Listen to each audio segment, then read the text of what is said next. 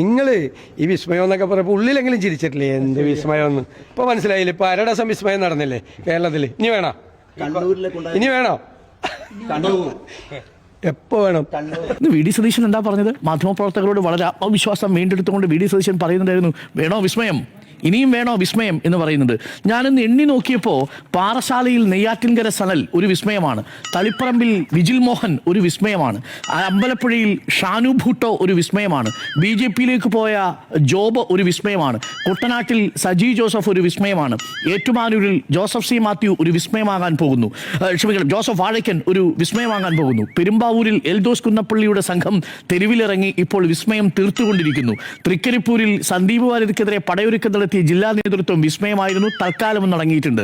Chirayinkeezhu Ramya ഹരിദാസിനെതിരെ poster ഒട്ടിക്കുകയും KPCC അധ്യക്ഷന്റെ അടക്കം കോലം കത്തിക്കുകയും ചെയ്ത മണ്ഡലം പ്രസിഡന്റുമാർ മറ്റൊരു വിസ്മയമായിരുന്നു. അലോഷ്യസ് സേവ്യർ രാജി സമർപ്പിച്ചുകൊണ്ട് മറ്റൊരു വിസ്മയം തീർത്തിട്ടുണ്ട്. ഇനിയും വേണോ വിസ്മയം? മലയാളത്തിലല്ലേ ഞാനിപ്പോ പറഞ്ഞു തന്നത്?